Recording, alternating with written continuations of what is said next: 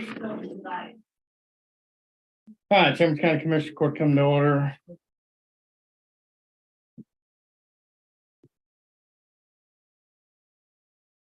And get my stuff good here. This is The best day ever, November 8th. Election Day, Tuesday, November the 8th, 2022, 9:30 a.m. County Courtroom, Manaway, Texas. Now 9:34 a.m. And if you'll all rise, my y'all, if you'll open the prayer, please. We lost a dear member of our community last week in the area, right? This is Wayne Matthews. Played the county first away for 70 years. Remember that family and those others, I'm sure. Like, a lot. It's something. Just remember those. Why we come before you, just seeking your guidance and your leadership and your wisdom as we come to discuss the matters of Chambers County. I ask you to be with you that have lost brothers this past week, back to his family. Also others, I'm sure, in our community that need your help and comfort and your strength. All right, we just pray this election day that whoever is elected will realize that you're in control of all things. And they will turn to you, guidance and leadership. That's the only way we're going to get out of this mess in America. To return back to you. I guide these commissioners, the judges, and everyone that has a hand today to make a decision to change this county. Christ, I'm not right. Thank you, Bob. Sheriff, we get Gordon to come down and lead us in the pledge. Oh, right here. well, he's standing behind that little guy in the front row. Step up here, Gordon, lead us in the pledges, please.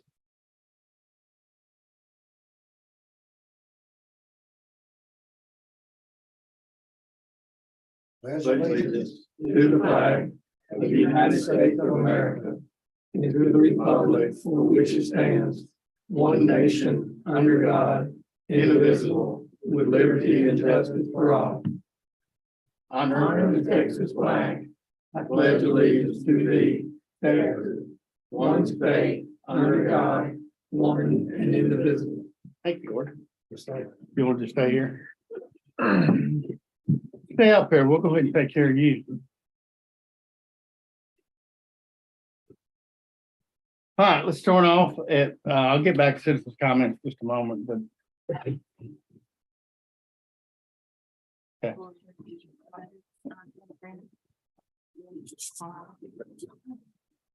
right, let's start off 1.2. Discuss and consider resolution expressing great appreciation for the participation in the 2022, the Wall That Heals Vietnam Veterans Memorial. If you didn't get to go out at any point to the Wall That Heals, you really missed the experience, a great experience. Had a good turnout on Saturday, had a good turnout the whole time. Yep.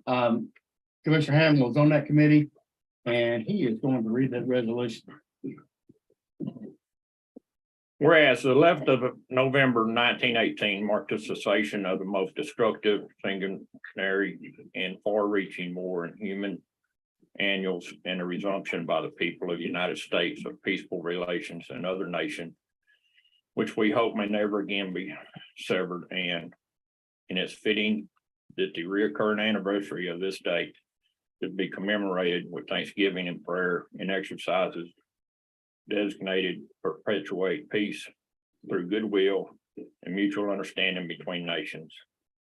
And whereas the United States Congress officially recognized the end of World War I and designated the 11th of November as a day of remembrance with those words. And whereas the United States Congress then formally named the 11th of November Veterans Day, setting in sight to honor American veterans of all wars.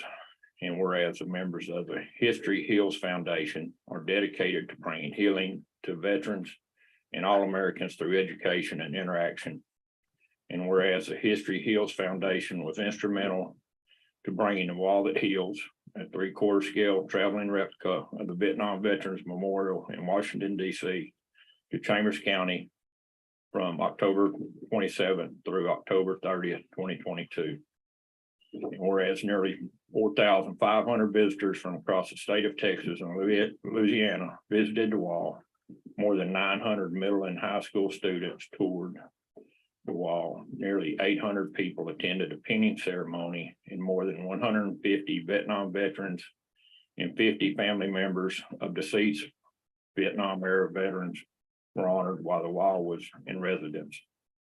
And whereas this event would not been possible without co-chairs Loretta Emmons, Heather Hawthorne, and volunteer coordinator Sherry Phelps, who worked for more than a year and coordinated more than 400 volunteers to ensure success.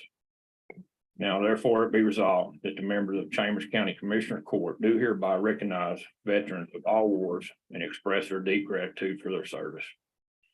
And further, it be resolved that the members of Chambers County Commissioner Court do hereby recognize Loretta Emmons, Heather Hawthorne, and Sherry Phelps for their work in bringing honor to the fallen soldiers and living and deceased veterans of not only the Vietnam era, but all wars. Resolved this 8th day of November 2022. Motion by Commissioner Court, second by Commissioner Court, and all those in favor. Y'all come on up, girls. Sam, you come up too. You got a t-shirt here. You go get some. I was gonna wear mine and get off the portrait.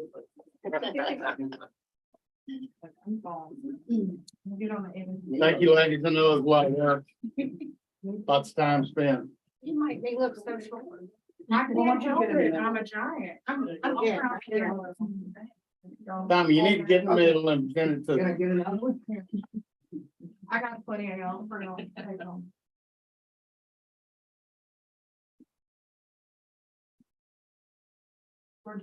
Yeah, Gordon, get in there. Yeah, you're supposed to be in here. Gordon is a Vietnam veteran. Go ahead and stay up. Thanks.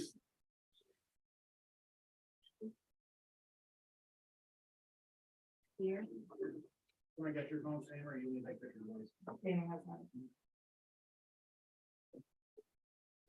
Thank you all. Great job.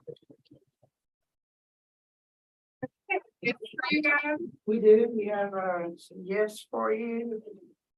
This is y'all's day. Why don't we get them? What I'm I thinking. might have messed these up. I might have to switch because this one has Mr. Hammond's name on it, but I thought this one belonged. Y'all know how to go for size. And if the sizes are wrong, that's on me, because I was just, That's Mark. they're all size small.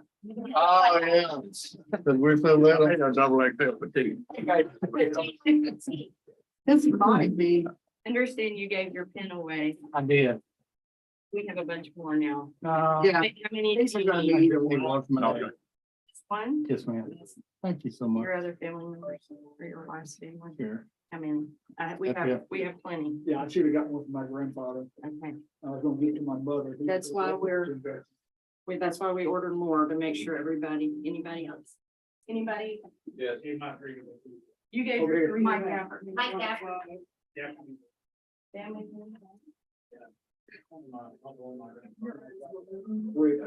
Right up here. A family thing for Mike Gafford. Okay. So these pins were given out at the pinning ceremony. We were blessed to have more people than we anticipated, and so we had to order more. Anybody else? Didn't you have like twice the amount you expected on Saturday? Let me get one. I would be remiss if, yeah, we were a leadership team, but behind the big leadership team, it was amazing, amazing group. of people that make this happen. You know, without trying to call names and, you know, you always miss somebody, but, the Chambers County Parks Department, the custodial, all the way to people that volunteered to drive the golf course, that donated the golf cart. It was just an Thank you. amazing team effort. And we had a great time doing it. And of course, thank y'all again for your sponsorship, and we don't know what our next project is, but we're gonna come up with something. And I've got to tell everybody, I went out Friday night right after a big heavy rain. And who did I see out there with a squeegee, squeegeeing off the sidewalks and trying to clean things up after putting the tent back up and all that other stuff? Miss Heather Hawthorne. Right.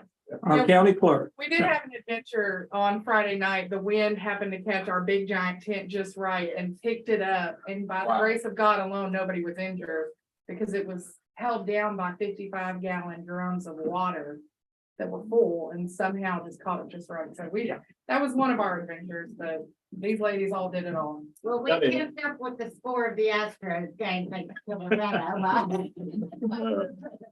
anyway, thank you. We don't need to take. Oh, no, thank you. I do want to remind Thank y'all. you, who got a family pen, if your family member is deceased, we would like to get them enrolled in the MUA program. Could you give me another one of those? Yeah. They have a purely, honor program in Washington on Father's Day weekend. If you can get your family member enrolled, they will be remembered in next year. All right, thank you all. Appreciate it. Y'all might, was her name Kathy? Y'all make sure that they get a copy of this resolution. By the way, Sherry's my aunt. Sherry's my friend. Yes, sir. Well, and before I leave, I want to thank Sam. She's right, I got involved in it. She reached out. It's my life. All right, let's continue with Love Fest. Gordon, stay on. All right, we're on 1.1, discuss and consider resolution honoring Sergeant Gordon Andrews for his accomplishment in receiving the Navy and Marine Corps Achievement Medal with Combat V for valor while serving in the U.S. Marine Corps 9th Marine Amphibious Brigade in the combat zone from 1968 through 1969 in the Republic of Vietnam. So I looked up something yesterday. Well, I actually haven't read anything, but because I didn't understand what the Valor V for Valor Award was. So the Navy and Marine Corps Commendation Medal may be awarded to any person who, while serving in any capacity with the Navy or Marine Corps, including foreign military personnel, distinguishes himself by heroic or meritorious achievement or service. To merit this award, the acts of services must be accomplished or performed in a manner above that normally expected and sufficient to distinguish the individual above those performing similar services. January 17th, 1991, the V for Valor was authorized for wear on the Navy and Marine Corps Commendation Medal. The V is authorized for wear if awarded for acts or services involving direct participation in combat operations. The combat distinguishing device might only be worn if specifically authorized in the citation. Eligibility for the combat distinguishing device shall be based solely on acts or services by individuals who are exposed to personal hazard due to direct hostile actions and not upon the geographical area in which the acts or services are performed. So congratulations, sir. We have a resolution I'm gonna read for the record, into the record. Whereas Sergeant Gordon Andrews served his country honorably from April 15th, 1968 to April 14th, 1970 during the Vietnam War as a member of the 9th Marine Amphibious Brigade in the United States Marine Corps. Whereas Sergeant Andrews was hired to the Chambers County Sheriff's Office by Sheriff Chuck Morris in 1984. That's about the year I was born, I think. And has spent the past 34 years protecting and serving the people of Chambers County. Whereas Sergeant Andrews has counseled and advocated on behalf of countless Chambers County veterans as a veteran service officer.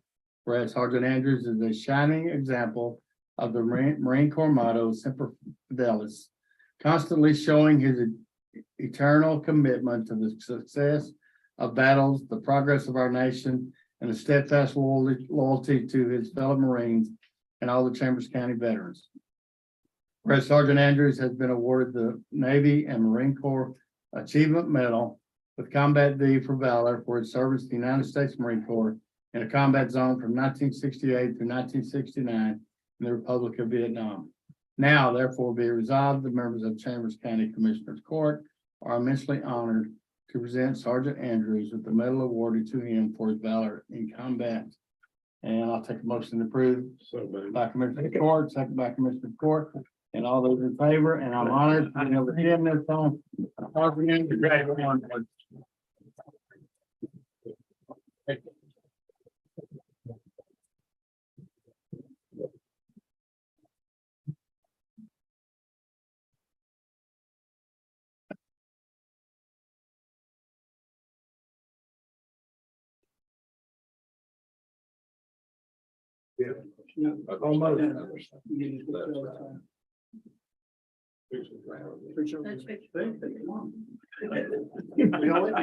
I was trying.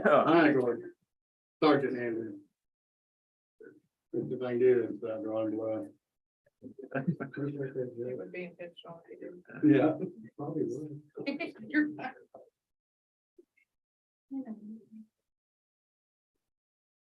Got my glasses.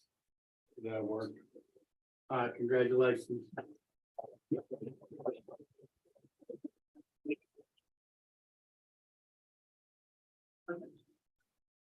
All right. Hey, just so everyone knows, there is a Veterans Day Parade Saturday. Lineup starts at 9 a.m. If you're not already, doing something, come out and support our veterans We're at, here in Anahuac.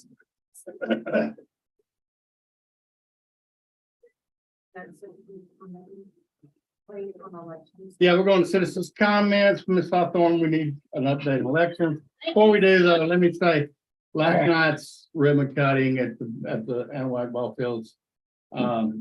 Really nice. We got a facility that we can all be very, very proud of. So thank you all. Thank you for the hard work and maintenance department, Gafford and Lauren and yeah, everyone involved. And last night was really fun. So I don't know who won the game. Anybody say the then?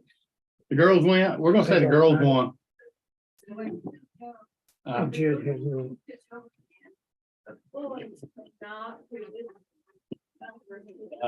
Boys are rolling it in the dirt.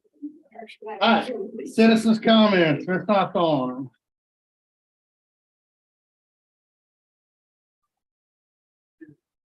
Good morning.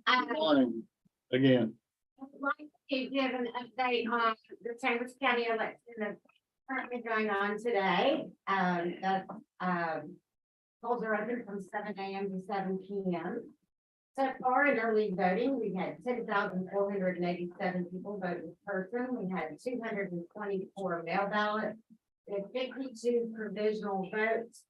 8 of those have already been counted by the early voting ballot board, which will be here again today.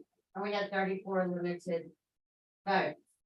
And we have 33,247 registered voters in Chambers County. And as of 17 minutes ago, we'd already voted 795 people for the county today. So things are up and running. It's been going great. On my way in this morning, I heard that Harris County was having some issues, and so I'm trying to say we're not. Congratulations. All right, thank you. Thank you, ma'am. close to 50%. So, early voting totals were pushing us at 31%. Know what you told me last time? Yeah.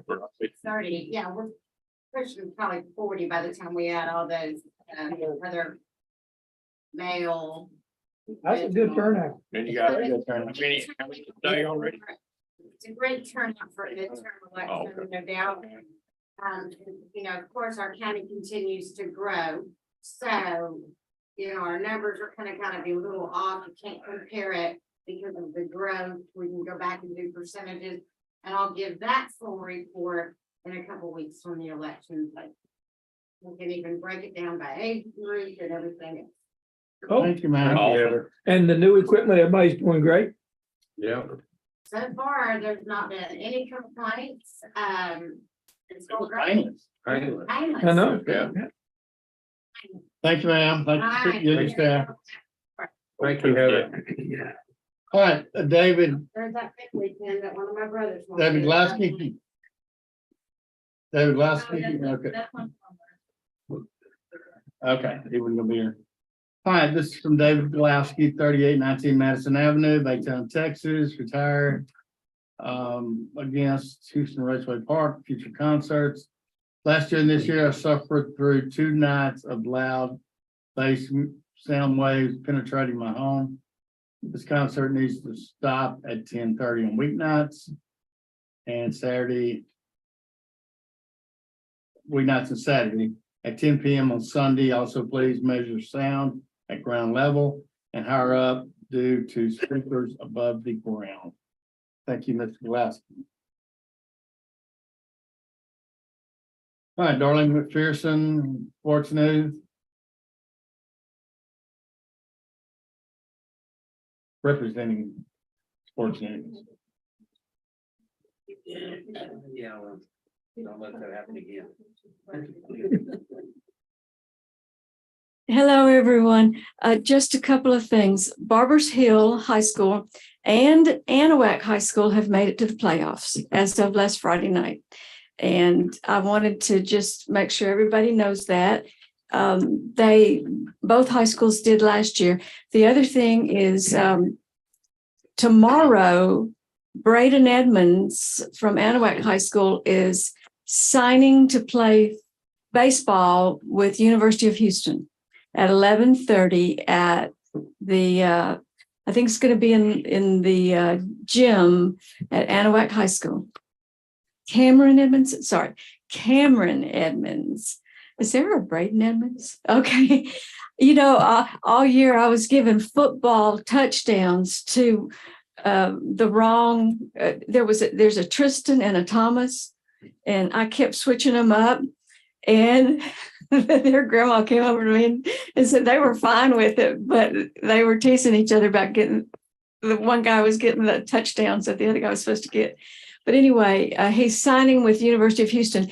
And I think it just goes to show the kind of athletes and the young men that we're raising, young men and women that we're raising in this area in Chambers County. So Barbers Hill has done well all year. I'm not sure they even had a loss, maybe one. Does anybody know? They had 3. Was that in district? 2 in district. 2 in district? Yeah, that lady should know. And Anahuac had 1 in overall and 1 in district. East Chambers made the playoffs, between all 3 Chambers County schools made the playoffs. Okay, I should have mentioned East Chambers. That's right. And in the Swamp Bowl, that's the game we call East Chambers Anahuac, the Swamp Bowl. For the first time in like 19 years, Anahuac won over East Chambers. So I would encourage everybody to come out and watch Chambers County football, basketball, volleyball. It's great sports. It's great fun. Thank you. And I know Barbers Hill plays Friday night at home. I don't know where Anahuac is. It's, Barbers Hill plays 40, right? Yes, at home. that's it. And tonight, our volleyball team is in playoffs. We're playing at Dobie. Pasadena Dobie tonight. Anahuac's playing Westwood Willis. at Willow. And East Chambers is playing Woodville at Lumberton. Okay, good. Woodville at Lumberton for East Chambers. All right, everybody's got that. Of course, you can go to the internet and find it. Anything else you want. All right, so Larry, you're waiting on 3.2 to come up. All right, I think that's all. Did I miss anybody? No financial road and bridge, 3.1, discuss, consider requesting proposals for 2-year term contract for concrete pavement rehabilitation.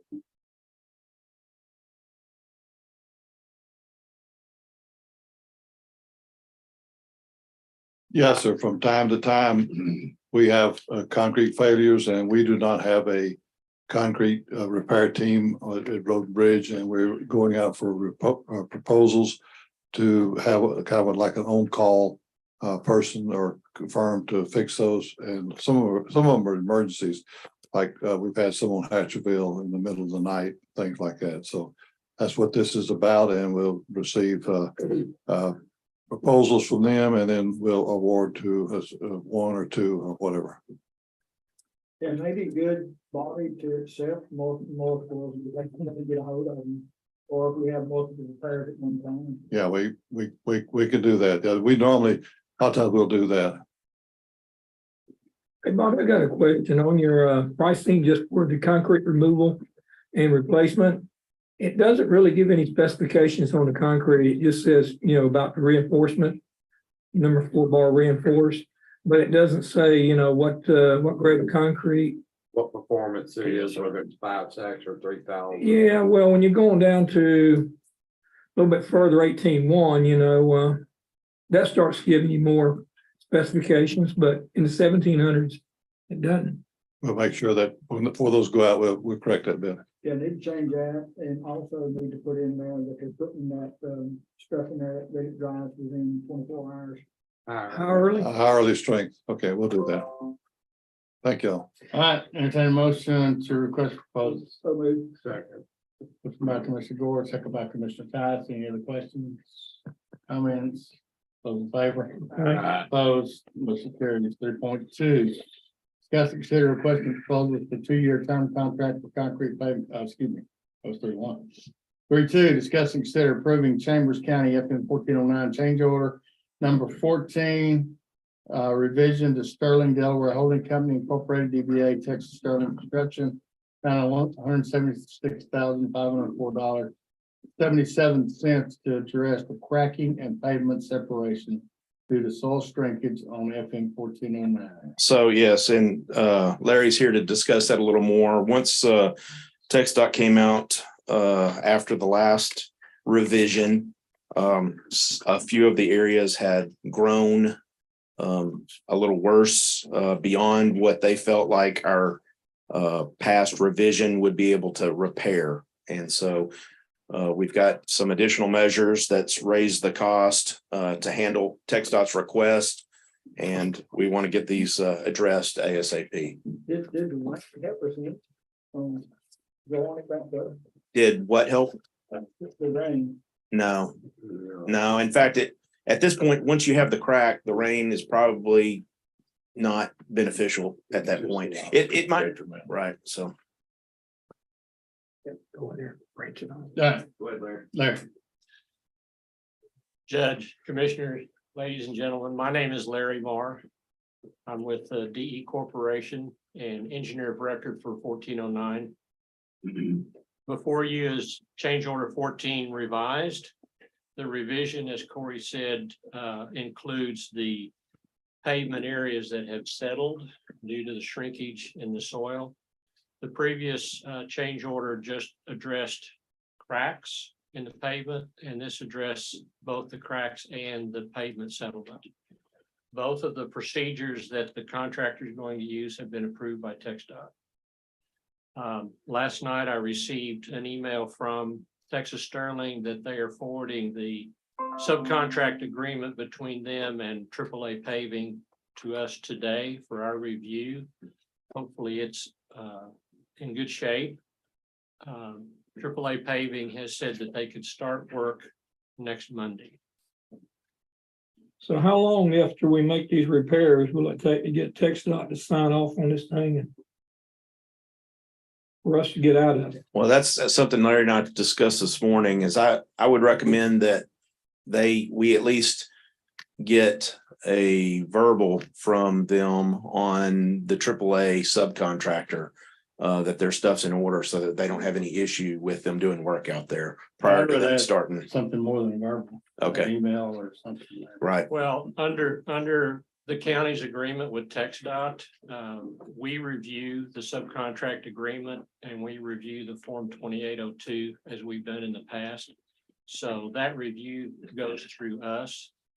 And again, once we get that information, and we'll look at it to make sure it's correct per the agreement between TxDOT and Chambers County. So everything else is done. Have they signed off? Or let me ask you that. Have they signed off on everything else for 1409 other than this? TxDOT, being TxDOT. On the site visits that they've had, yes. Have we got the additional delineation on the guard fence that they requested? We have asked the contractor to put those in, and we're waiting for them to tell us when they're gonna put those in. Those are little triangular reflectors that go on the metal beam guard fence as additional safety for the traveling public. All right, other question. Any time frame on the repairs being complete? Last time we talked to AAA paving, they said 1 to 2 weeks. Obviously, weather dependent. True. All right, entertain a motion. So moved. Motion by Commissioner Hammond, second by Commissioner Combs. Any other questions, comments? Those in favor? Opposed, motion carries. Thank you, Larry. Thank you. Thanks, Larry. 3.3, discuss consider animal transport pump detention variance request with 50% pump to 25% pump. Yes, sir. They're developing a tract of land on the north side of Interstate 10 in the vicinity of Cowboys up there. And they're in behind about 20 pipelines of varying anywhere from 2 foot deep to 7 or 8 foot deep. And they are going to do, they could not gravity out. So now they're making some additions, and at first we were going 50%. Now they're going to pump 25%, and they're going to raise their detention pond so that they can get water out. So that's what they're doing. I think one of the gentlemen is here to explain what they're going to do. All right, state your name for the record, sir. Justin Schrader with Pro E Consulting. Okay, go ahead. Judge, I don't think that thing's on over, is it? Check it, see if it's green. That's right, I see it. Yeah, it's green. I'll get a little closer to it. Yeah, so as was explained, the site's located, the portion that we're developing now is behind about 120 foot pipeline corridor. There's 16 pipelines that run through this corridor, all carrying various materials, volatile in nature. They range in depth from as shallow as 1 foot 8 inches deep all the way to, I think the deepest one is about 16 feet deep. And they all range in size from 3 inches up to, I think there's a 30-inch diameter pipeline running through there. So it just presents a really interesting engineering case, because we can't build up so much of the site in the back without causing some excess runoff onto our neighbors, which we're not allowed to do by law. And we don't want to do that anyways. So we are able to kind of regrade the site and raise the pond a little bit so that we can actually gravity drain 25% of the pond. And then we do still need to pump 75%. I think that's a little bit of a typo in the note here. That's right.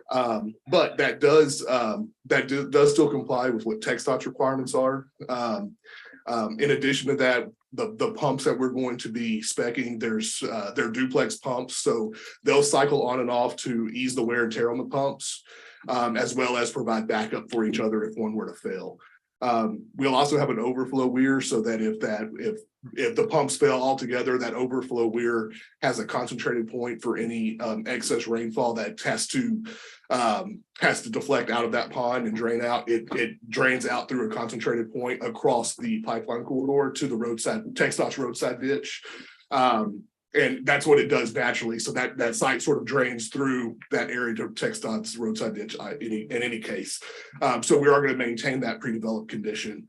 And then as another backup, we'll have a standby generator that could be quick connect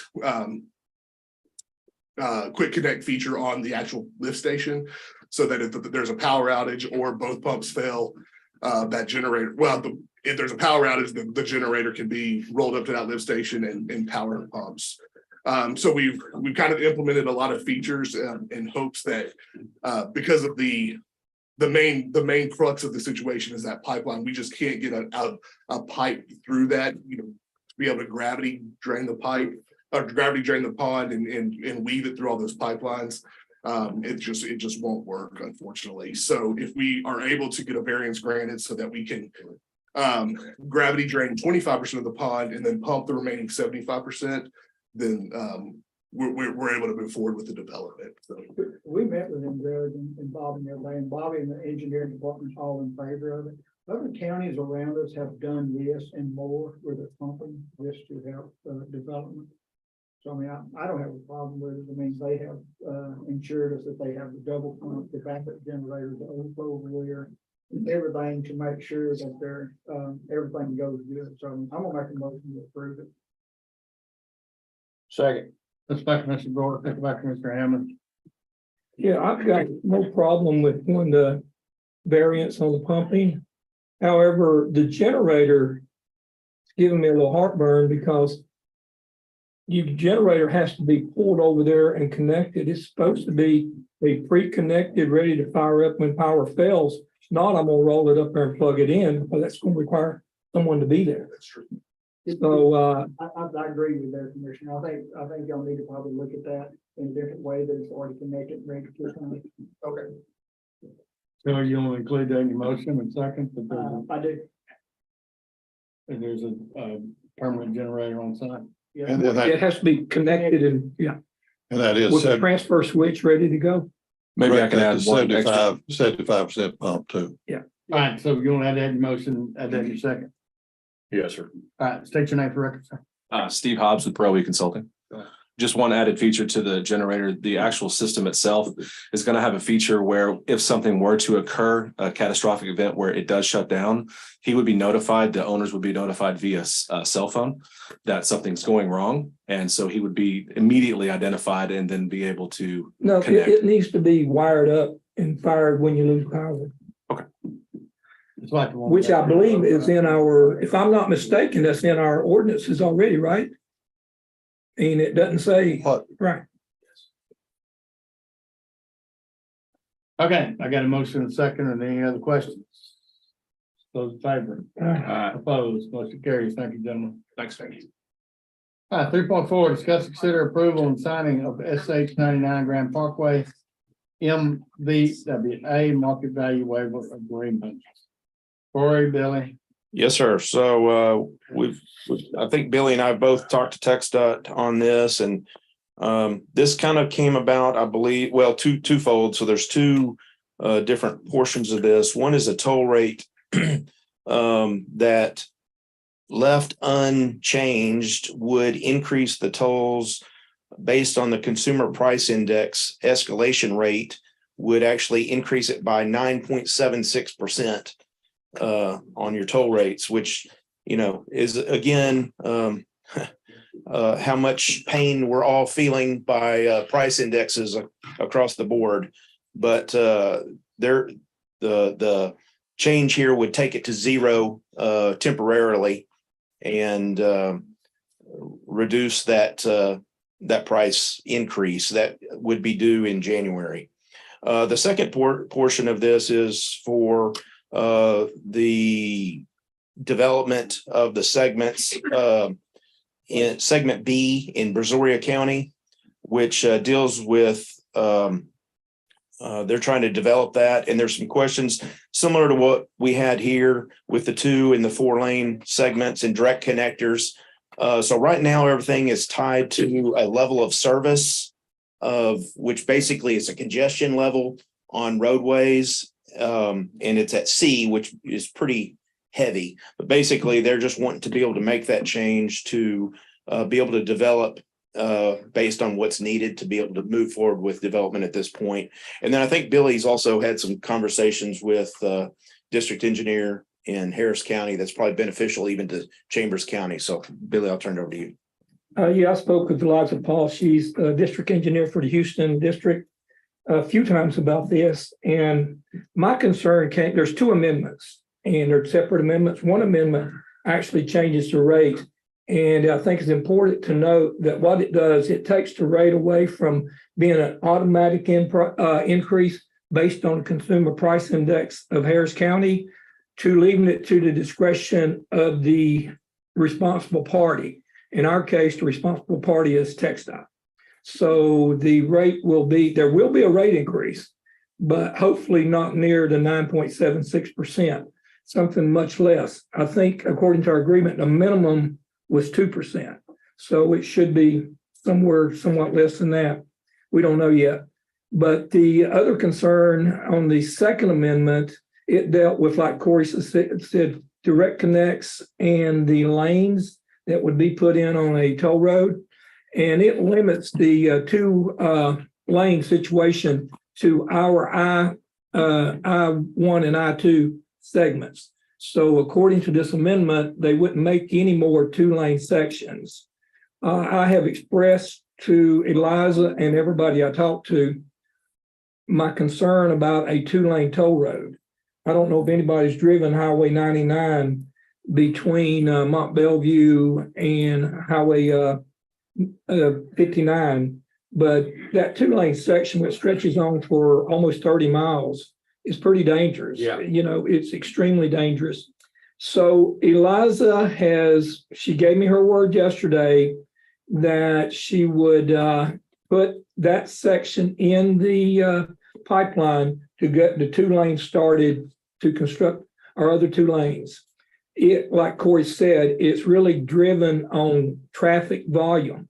And my question was, don't you take safety into, don't you consider safety? But they don't. They strictly just look at the traffic volumes. But she's assured me that that would go. We do have a meeting Thursday. Every county has appointed representatives to meet. We have an in-person meeting at the Houston TxDOT office Thursday. And she suggested I bring that up, and I assured her I would. So we'll talk more about the two lanes and trying to get that changed. But I am comfortable with it. I did not realize we needed to actually make board approval, but we do sometime before December. We could do it today, or we could wait and bring it back after our in-person meeting Thursday, bring it back in our next court. But Judge, I'm comfortable with it right now. Yeah, and I am too, Joey. And it is that two-lane undivided, not undivided highway is. Yeah. Is not so. So that two lane goes all the way to Community Drive. Right. It is half though. Oh, yeah. It is. It is, but I was driving it a couple of Sundays ago, and there was some just a couple of little real old Beetle Volkswagens that probably won't do over 50 miles an hour. Not behind a couple of them. And I mean, the line got very, very long, and people were starting to pass other people around. Fortunately, they got to a spot where there was a turn lane and they pulled over, let people go around. But you get on a toll road, if you're paying that kind of money to drive on the toll road, you need to get your money's worth. You need to be able to drive on that road and feel safe. It's just, and the price is the same, whether it's divided, undivided, or whatever. We're paying the same tolls that they're paying anywhere else. But you're talking to them, Commissioner, talk to them. They're installing these backup generators on these toll wheels and putting those propane tanks out there with hardly any guardrails around them, which is not safe. So mention that to them. Yeah, I think they're gonna start trying to tie them down. People been stealing them too. Well, I mean, with the way people got, it's not. No, I agree. Mention it to them. I will. As a matter of fact, the TPC has formed a safety task force that's going to totally look at safety on the roads in the HJC region. We've adopted goals, and on these goals, try to decrease every year the number of deaths. Well, we're going opposite. We've been increasing every year instead of decreasing. And we had our first meeting yesterday. There's a lot of pretty powerful people sitting on that committee. It's only going to be about 5 or 6 meetings, and I realize I'm going off to court next month. And anyhow, I have talked to our Greg. What is he? The transportation? I don't know his title. Craig Rayborn. Greg, yeah. But anyhow, he's asked if I would stay on the committee, even after I go off, but just for that committee. But that's the kind of things, Commissioner, that we're talking about, looking at a multifaceted, improving safety on the roads. Well, I've seen it all over Houston, over the area there, and it just doesn't look the same. Yeah. There was a lot of discussion about that type of stuff yesterday in our meeting. I'll bring it up. Yeah, and I'd like you to stay on too. So you're committing to staying on that committee to. It'll end in probably February or March. All right, entertaining motion on 3.4. So move. Second. First by Commissioner Collins, second by Commissioner Todd. Those in favor? Opposed, motion carries. 5.1, discuss, consider authorizing payment of $4,333 to HVS for hotel feasibility study in partnership with the city of Mont Bellevue. Sam. So a couple weeks ago, the judge dispatched me to a meeting with the city of Mont Bellevue and a hotel developer group or a developer group, a land development group, to talk about kind of what we need in Chambers County, growth patterns, et cetera. It was a very good meeting, really enjoyed it. And one of the things that came out of that was that the city of Mont Bellevue and this development group are interested in partnering with the county on potentially developing a hotel and convention center in the city of Mont Bellevue. Which I think that we need desperately. I think that we have a beautiful county with a lot of resources. We don't have a ton of hotel industry. We do have some good ones, not saying that by any means, but I think that we really miss out on tourism opportunities and opportunities to host large scale events that our infrastructure would support and our recreation would support because we don't have a convention center. So I really am excited about this opportunity. And I think it's something, my recommendation would be that we participate in it. What they're asking for right now is that we go in as a 1/3 partner with the city and with that developer to do a feasibility study. The cost to us would be $4,333. HVS is the company that's going to do that feasibility study. And then just so that everybody is aware, the city does have skin in this game. They're actually providing the land to this project where this hotel and convention center would be built. What size would it be, and what are they thinking, hotel, convention center? So the kind of brief the brief conversation that we had was that it would be kind of 2 anchor hotels on either side with a convention center in the middle. And the chain that was brought up was a Marriott. That they would be, a decent hotel that would provide a good quality room to our residents and businesses as well. I'm not Mont Bellevue, they're gonna do it. No, I totally agree. Bigger the better for me. Yes, no, I agree. And my thought is that I think, again, we missed out on a lot of opportunities. We could host state conferences here. Not only that, but, our industry, hotel motel, but our industry has committed to, a verbal commitment that they'll book several hundred rooms annually as well. So I think that we would get a lot of use out of this. Right now we're kind of talking a P3 type model with us and the city being partners with this developer. But that's not all finalized yet. Just the first thing is this feasibility study. Is this property even going to work? Could the population support a hotel and convention center, et cetera? So that's step one. And that is what this item is about. Okay, and that falls in line with our new fourth complex we're building. Right. It's Folks coming in and spending the very weekend. close to that right there. The piece of land, if I'm not mistaken, is right kind of where the restaurants are, right there on I-10 corridor. So it'd be very, very convenient. All right, okay, motion. So moved. Second. Goes back to Mr. Gore, second by Commissioner Hammond. Those in favor? Opposed, motion carries. Thank you, Sam. Thanks, guys. The rest of my stuff's on consent. Do you have any questions for me before I leave? Anybody get a question, Sam, before you leave? All right, thank you. Ms. Hawthorne wants another public comment. During a public Come on. hearing, Judge. Oh, it's done.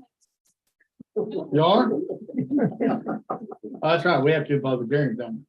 Thank you. I'm good. Thank you. Thanks, Sam. All right, it's 10:22 a.m. Let's go to the public hearing. 10.1, public hearing at 10 a.m. Discuss Go Live Winter Carnival Mass Gathering permits to be held on December 10th, 2022. And we can go on the public hearing on 10.3, discuss the Magical Winter Lights event mass gathering permit to be held on November 18th, 2022. So it's 10:23 a.m. We will recess out of regular session, go into public hearing this time.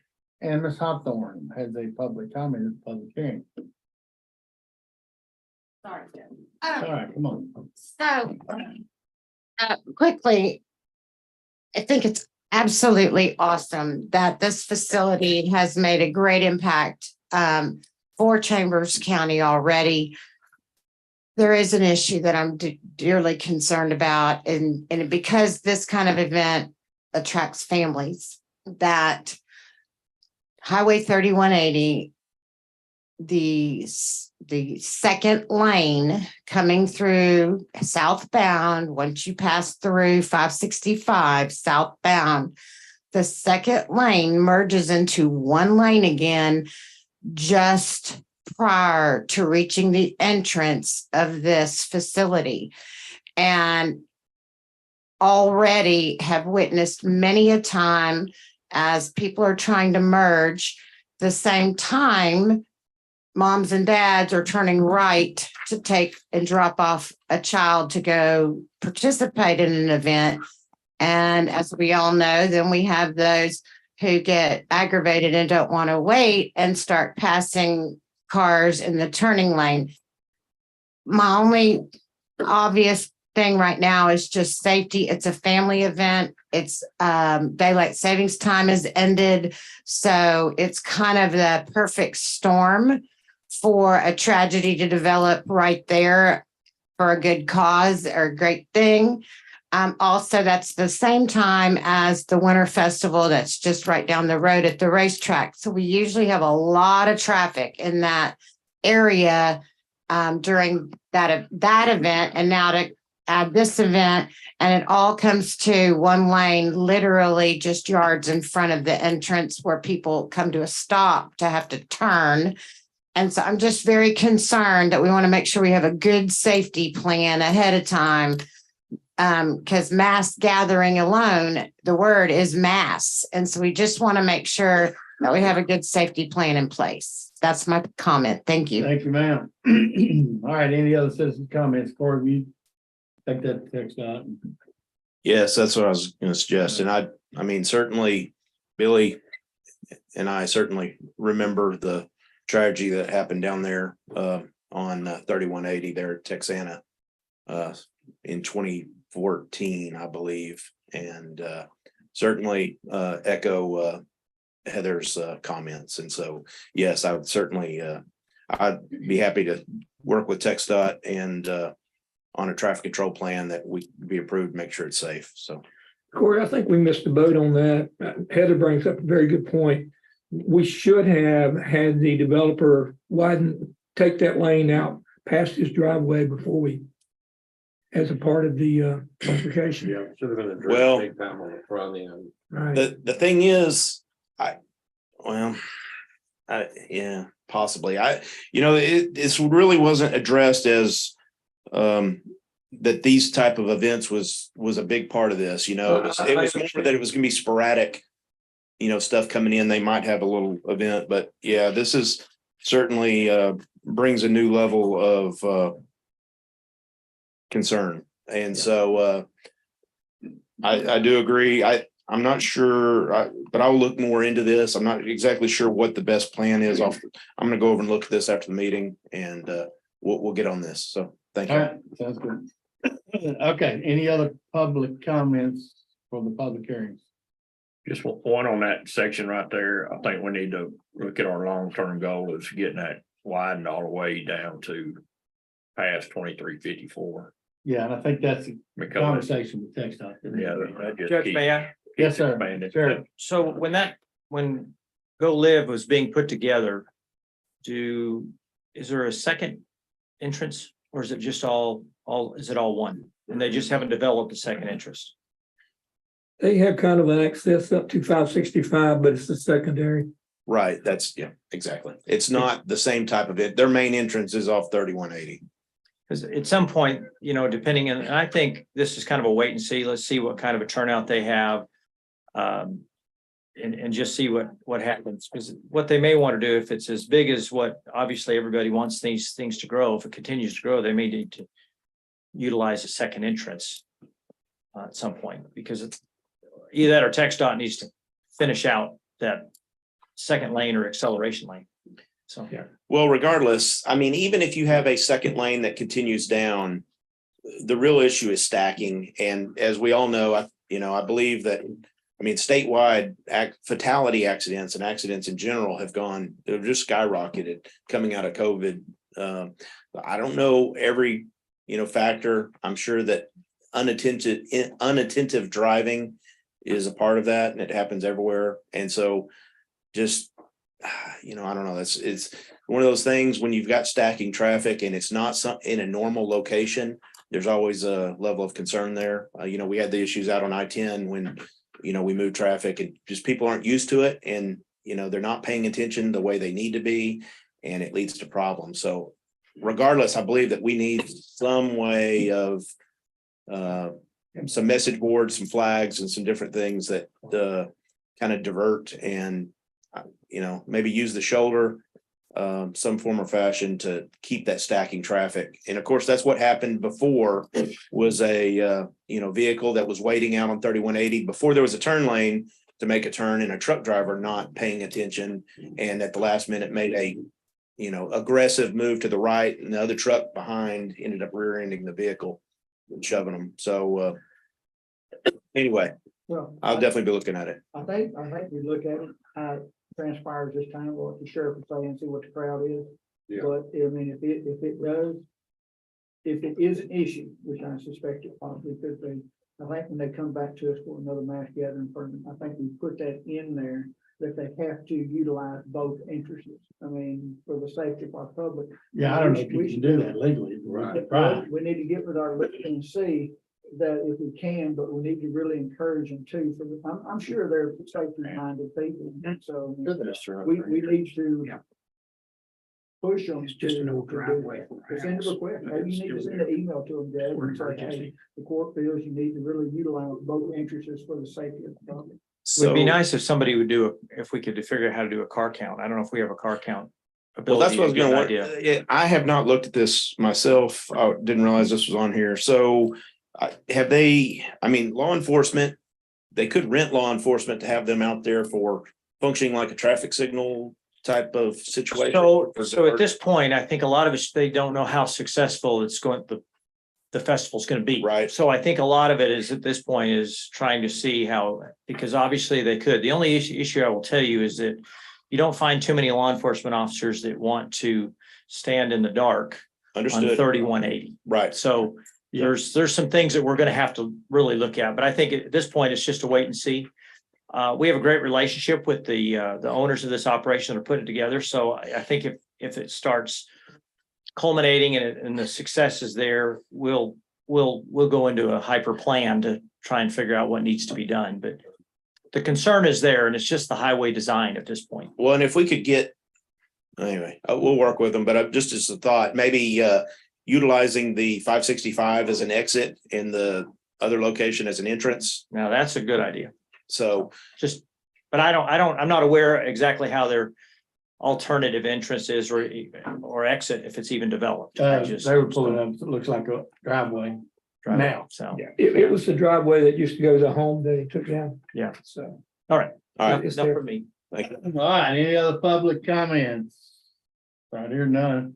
10:32 a.m. We will adjourn the public hearing, go back into regular session. 10.2, discuss, consider approving the mass gathering permit for Go Live Winter Carnival. So Ryan's at a conference, so I'm here filling in for him. He's doing some of his fire marshal C's this week. So they went through the permitting process. The only reason that this triggered a permit is because alcohol is gonna be provided at the event. Had it not for that, it didn't meet any other qualifications. So that's actually what triggered the event. We've been working with them. We'll reach out to them after court today and see about that extra ingress and egress. Me and the sheriff can work on that. And we can discuss with Corey some other changes that might need to come. Other than that, everything is there, and the safety, security, all that stuff meets the requirements for the permit. So recommend approval. The only comment I got on it, we need to let them know that Eagle Drive stops at I-10. That's 3180 there. They're calling it Eagle Drive throughout there. Yeah, Ron can address that one. Yeah. All But right, entertain a also move. motion by Commissioner Combs, second by Commissioner Tyson. Questions? Other questions? Those in favor? Aye. Opposed, motion carries. 10-4, discuss, consider approving the mass gathering permit for National Winter Lights event. This was a very successful event last year for Wasteway Park and for Chambers County. They brought in over 295,000 people throughout the month and a half that it was there. Almost 295,000, I think is what we talked about, that came in through that facility for that 2 months it was open. It was nice. So it was a very good event, a successful event for the county. The organization that runs Festival of Lights provides us all the information and never has any questions, and it's family-friendly environment, not outside the parking and the congestion that you get on 565 at Raceway Park with any event. It was very successful last year and they meet all the requirements. The only thing we're waiting on this is the promoter was mailing the check for the permit fee, which hasn't come in prior to court, but we wanted to get it on court since they're scheduled to open up and start within the next 2 weeks. But it was mailed. We have the confirmation, just haven't been deposited yet. Motion by Commissioner Tice, second by Commissioner Gore. Any questions? Yeah, I'd like to make a comment. I agree with everything Ron said. It is a great event for the county, but not for the residents that live across the street. And I continue every year. I get a lot of calls and comments and stuff from the residents, just frustrated because they can't get in and out. So, we work on traffic control. We did the no parking. And I know Seth works hard to try to keep these things flowing, but we need to be very sensitive and make sure we can get the residents in and out of their residence. Because on a Saturday night stuff, these things back up and it runs for 7 weeks. It's a long span. Those in favor? Opposed? Motion carries. Thank you, Ron. Thank you, gentlemen.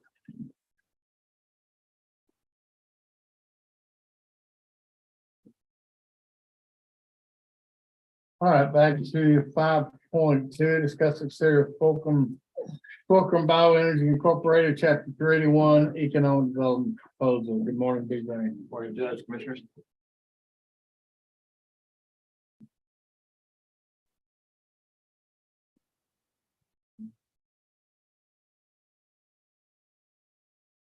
As you know, Fulcrum has presented a proposal for consideration on Chapter 381 back in August.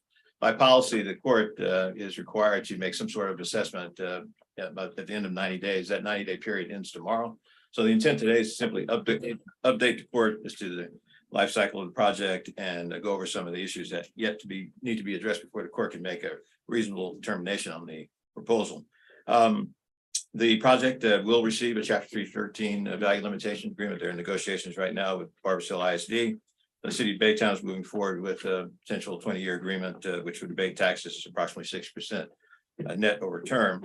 The court originally delayed action on the 381 incentives request and recommendation until an LOI had been executed. That LOI has been executed, and now they're in negotiations with TGS for a purchase and sale agreement. There's some nuances associated with the funding mechanisms, the funding regime that the Fulcrum is pursuing. It's a combination of Department of Energy grants, the tax exempt bond financing, and it's a number of things. And so they're still working that with TGS to be able to come final determination of the PSA. So given that the policy says that the court is going to make some determination at the end of 90 days, the intent today is simply to inform the court that this is still viable, if you will, to the extent that it is, and to allow for a month-to-month update until the issues associated with the purchase and sale agreement are resolved. There's some issues that you have yet to be determined, trying to accommodate a site visit, if you will, by a subset of citizens and or representatives from the court, issues associated with noise abatement, visibility, lighting and flaring and the like. And so there was an attempt to schedule a site visit earlier this month, which had not been coordinated, but they're still willing to accommodate a site visit to their Nevada facility so that folks can have a in-person assessment as to what the layout of the facility looks like. Will you remind us kind of what this facility does? BJ? Yeah, the Fulcrum project is unique. It converts municipal solid waste to high-grade jet fuel. It's a combination or integration of longstanding technology. The Fischer-Tropsch technology dates back to World War II. That's the back end of their project. Their process, the front end, is proprietary, and so their intent is to take waste, if you will, or trash from various collection points throughout the Houston metro and convert that to high-grade jet fuel. it's a fascinating, project. It has some green components to it, but it's also renewable to the extent that they're considering being located in close proximity to the Houston MSA because of the population and the trash that's associated with that. The competing sites are, what trash? You said trash was in, there's trash in Harris County? Well, there's trash everywhere. Yeah. The competing sites are in Louisiana, and they have some advantages. Disadvantages that there's not insufficient trash, to feed the beast, if you will. But I would encourage anyone who's interested to go to their website to take a look at it. It's fascinating technology. I think there was some concern initially when this was presented to court related to the feedstock processing units, if you will. Those will be in other areas in proximity to the collection. They would essentially intercept the waste in between their partners in trash collection business, waste management, and others. That's where those feedstock processing operations or facilities would be located. The only thing would be located in the Cedar Port would be the actual refinery. TJ, Commissioner Hammond and I both have spoken to all four of the schools that reside within Chambers County. And it's gonna be very beneficial to them. They're actually pretty excited about it, the revenue that's gonna be coming off of it. Can you kind of touch base on that a little bit? I mean, they'll be receiving revenue from this area as well. The school equalization tax fund. Yes, yeah, this is a substantial investment. As it stands right now, given that the project has been in due diligence since 2018, there's been cost escalations, if you will, since that time. But the capital investment for the project is going to be anywhere from 650 million to 800 million as it stands right now. And so as it stands right now, the approximately 3 cents that the school equalization tax or fund is assessed will generate substantial revenue over time for the project, both because that portion of the tax of the county tax is not abated. They receive the full impact of that. So this is very, the nuances associated with trying to model the 20-year agreement that the city of Baytown is considering is just that over time, and trying to accommodate this discount and provide a discount in the first 5 to 7 years, but also accommodate the ability to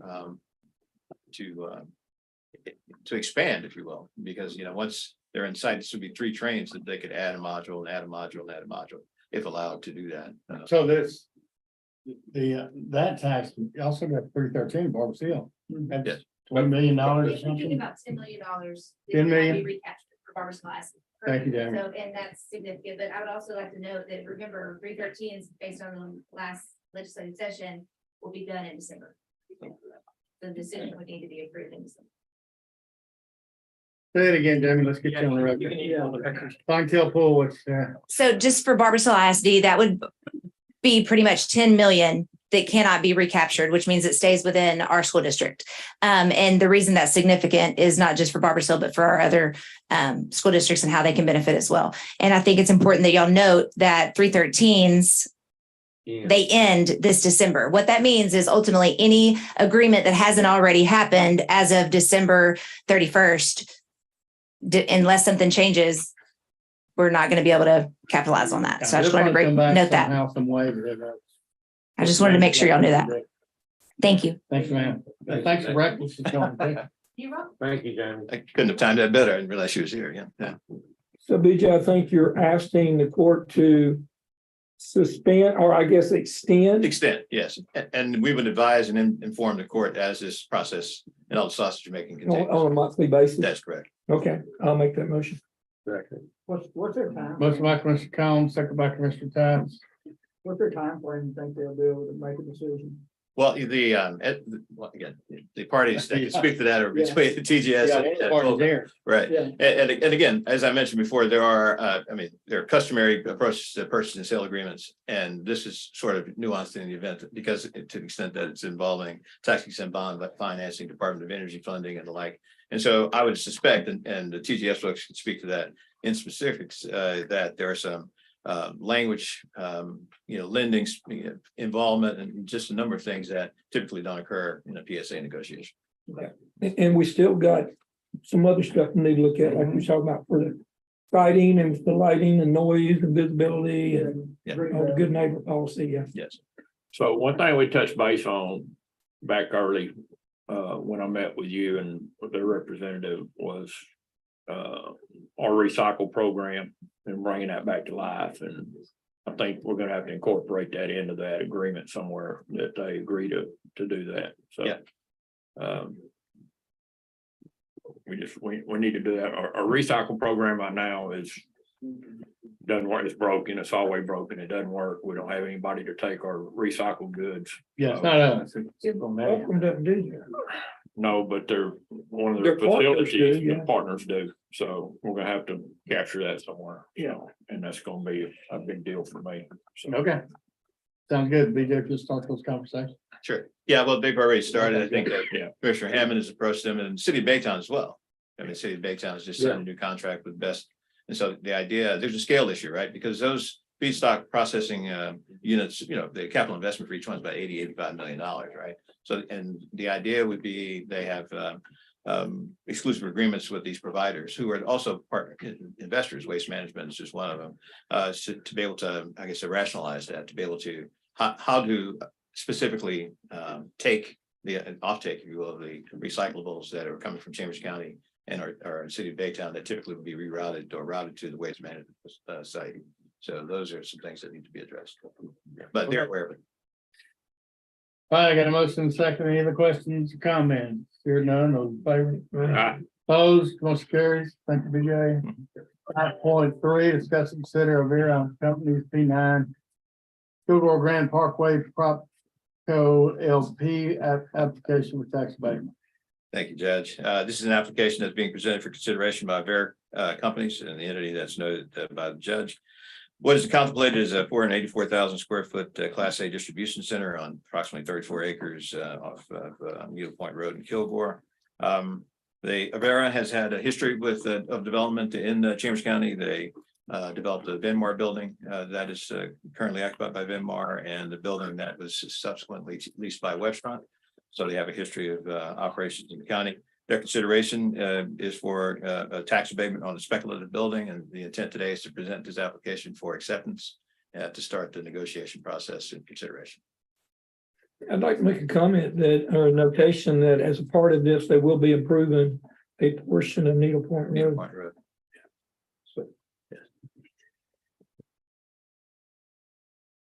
So which portion?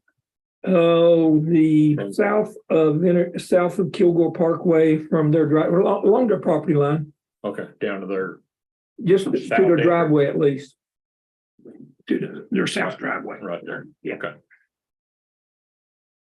So maybe we can get it all improved under Well, there's a company looking north that would do the same thing on the north side. This one's a little bit ahead of it, I believe, in the actual process. We've had one on the north side that already been through DRC, but the problem they have there, they can only improve the driving surface. They cannot widen Needle Point because there's a pipeline right away, right up against the Needle Point east right away line. But now this is south of Kilgore. Yeah.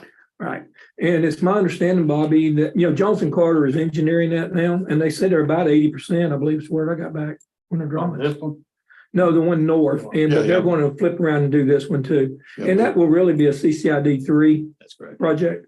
Yeah, we've had the DRC on the one north, but now the one on the south, I think we just getting started on it. So we're gonna push all these trucks on to 99. That's the intent. And by the way, we did get our pilot program. We got the restrictive hours removed off of Interstate or Highway 99. So we can run the heavy haul on it now. Good work on that, by the way. Yeah, it is. Congratulations, Billy. Thank you. All right, entertain a motion. So moved. Motion by Commissioner Combs, second by Commissioner Todd. No other questions, those in favor? Opposed, motion carries. 5.4, discuss and consider amended Clay Partners Cedar Port Phase 3. Number 1, LPA Clay Partners Cedar Port Phase 3. Number 2, tax abatement agreement. Thank you, Judge. Commissioners. You may recall last court request was presented and approved by the court from Clay Partners to amend the amended I laugh only because, somewhat of a Rube Goldberg explanation as to what was going to be required, we went back and forth on rabbit trail. But essentially, after have some reflection, one of the ideas that came up during our discussion was to collapse this into a chapter 381 agreement, leave the amendment as it currently stands for that building that was amended and assigned. And so what I'd like to talk to you today, and if I could, there's a handout I'd like to present to you. Yes. To get a chance to. BJ, did you ever email me anything on that I yesterday? did, it bounced back. It was, I think it was to your personal account. Yeah. Yeah, because I was sitting here looking, I don't see that. I apologize. Thank you, sir. One of those deals, I sent an email to Judge Sylvie to his old email as well. Okay. Yeah. So what you have here is a typical approach or language associated with chapter 381 agreement. I would just look at the whereas, as if you will, just talks about the recitals, shows the lineage of the project, starting with the fourth one that on February 2019, the court approved the reinvestment zone, the Clay Partners 2019 reinvestment zone. And then on the 20th of 2019, the county entered into this tax abatement for the entities that were cited before. That's Clay Partners, Cedarport 1 and 2. And then in October, the county approved an amendment and partial assignment to that agreement. In order to assign the agreement for sale, the agreement had to be amended. So the court approved both those actions on October 13th. And then on November 24th of 2020, the county approved the amendment to the agreement. So this is a two-step action, if you will.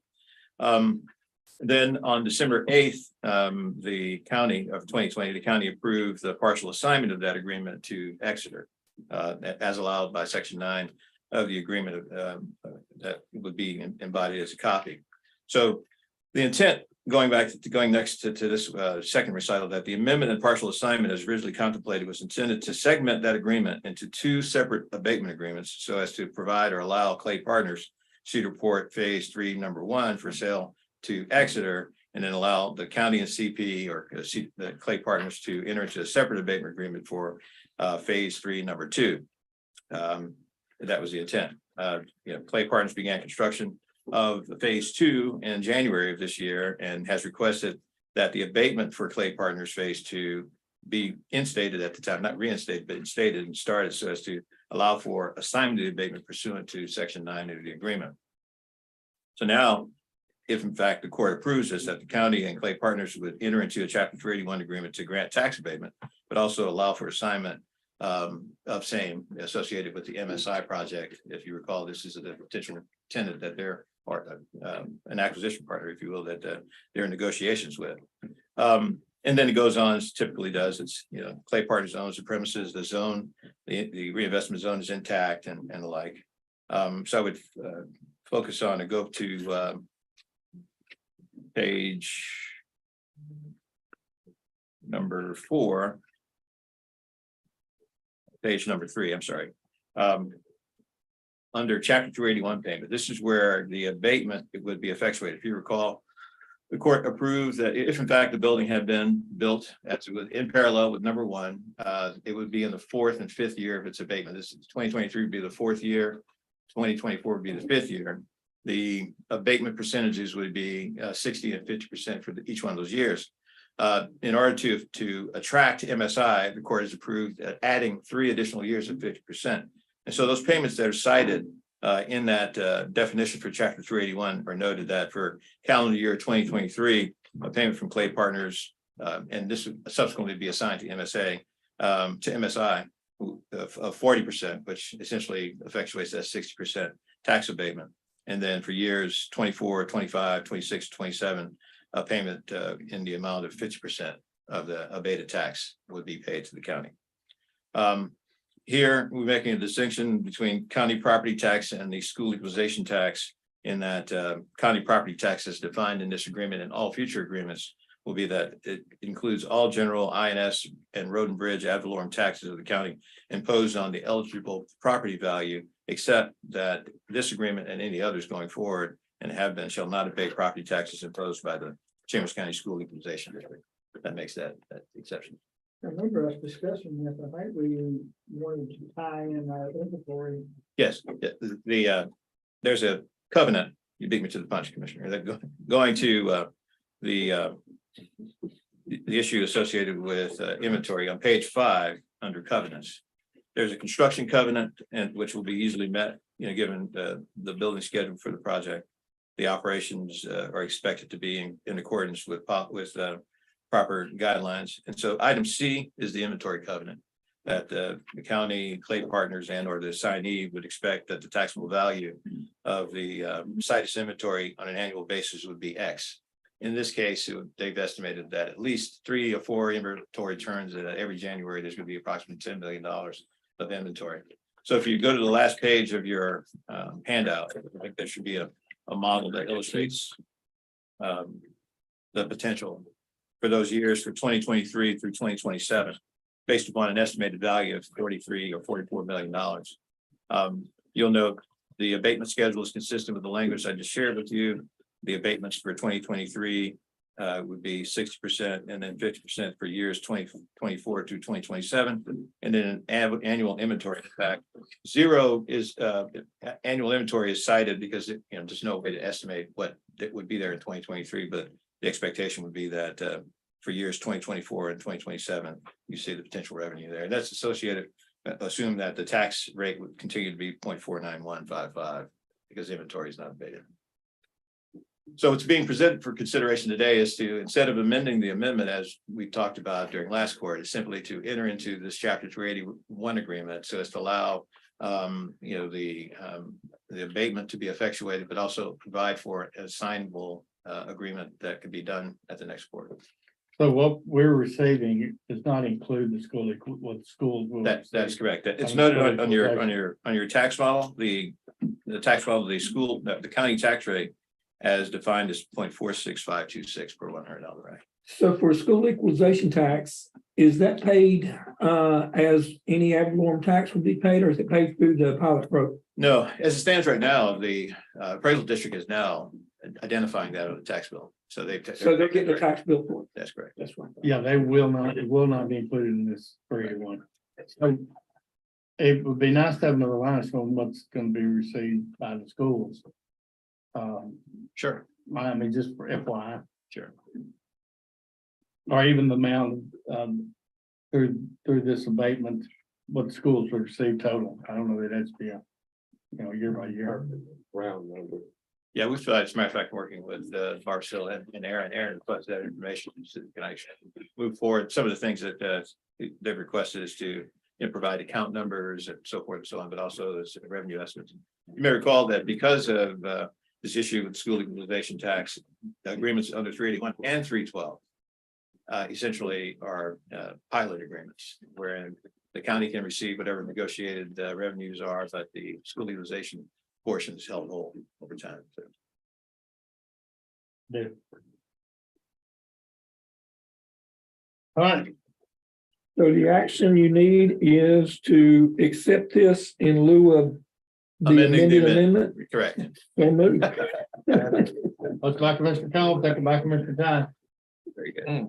Did you get that? You got it. No, she reached out to me the other day just to make sure that she understood what's going on, and then I had a chance to take a look at the video, which I rarely do. And I thought, yeah, this could be really confusing.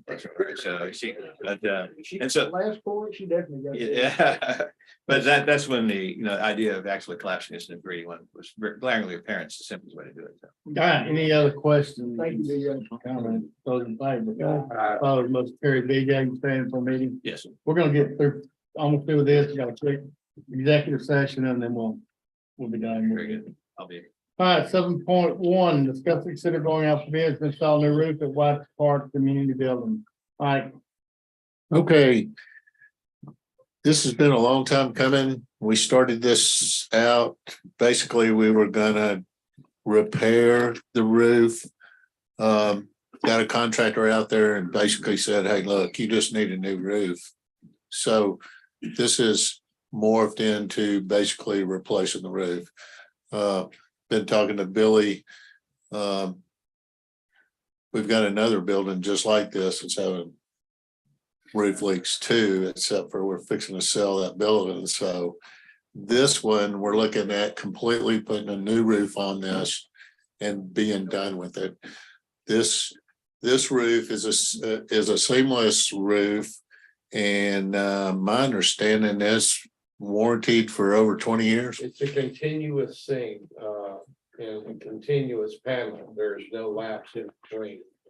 So you take the existing deck, roof that's out there, make your repairs, then you put your substrate, which in this case will be plywood, 1/2 inch. And the insulation on top of that, and then the standing seam.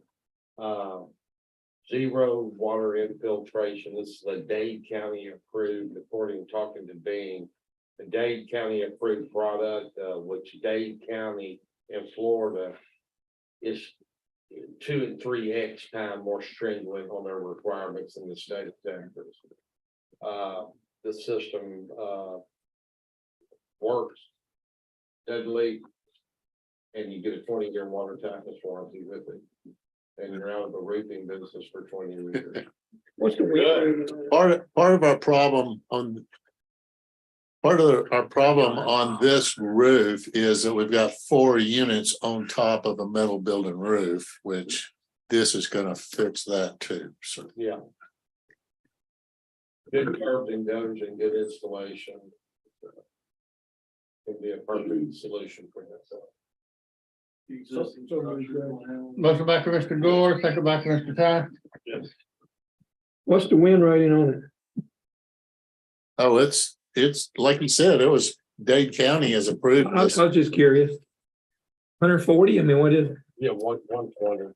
120? Yeah, but it's taken up from 140 before. That same system, to give you an example, South Harris got 240 schools with that system on it. Yeah, no, I'm okay. I was just curious. But Yeah. All right, I got a motion in a second. Those in favor? Aye. Opposed, motion carries with 1, 2 consent. And we have a note here that on 1919, approve addition shower to Winnie Palace Lounge for Palomar Buildings, Modular Buildings LLC in the amount of $64,338.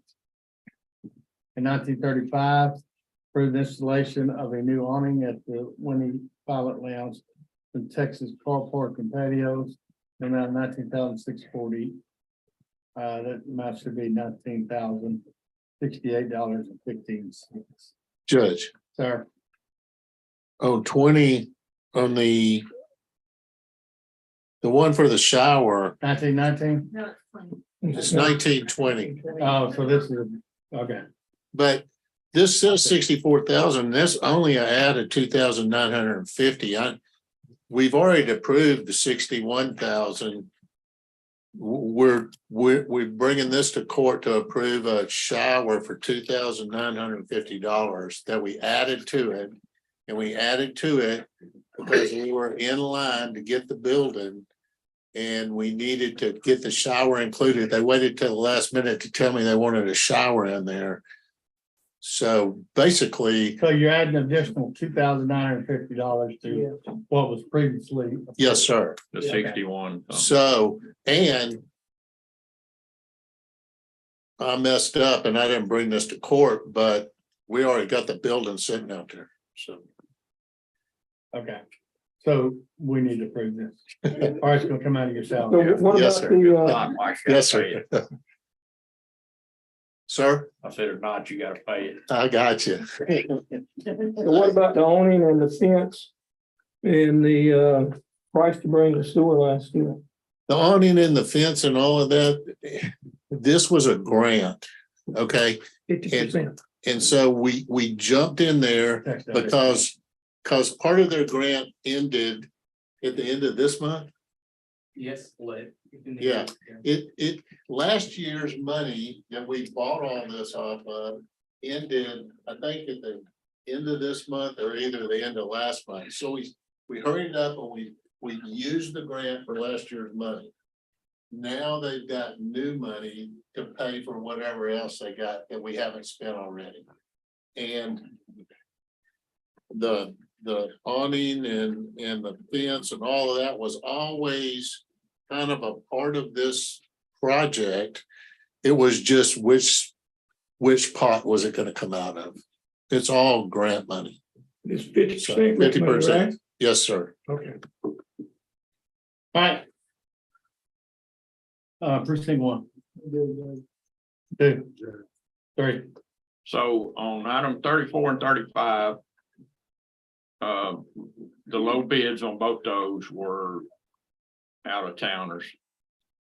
So the second place on both those bids, which are extremely close, is local contractors. So What number, You Tommy? mean 34 and 35. You mean 35, 36? 35 and 30. Yeah. 34 is fine. I'm sorry, yeah, 35, 36. My apologies. Close enough. Okay. I'd move that we Hey, you gonna take award these those to two the separate? second place bidders. I got it, Both it's on of 35 and 36, correct? Yes, sir. Motion by Commissioner Hammond. Second by Commissioner Gore. And. And so you pulled 35 and 36 and we're voting on those? We just did. Well, we fixed that. All right. So who's getting the bid? Is it HKR HKR. on Yeah, 35 and who on both of them? Yeah. Okay. I got a motion and a second to approve the second little bid due to the fact that they are local construction company. Any questions? Those in favor? Opposed, motion Aye. carried. All right, anything else? No, sir. All right, Billy. Yeah, we pulled those. I want to pull 20 also, just vote on it separately. Okay, good. What's that, Billy, 20? Mm-hmm. Go ahead, Billy. No, Approve the distance shower to Winnie Bobby. yeah, I'm not in favor of it, so I'm gonna pull it separately. All right, well, we can vote on it now. Okay.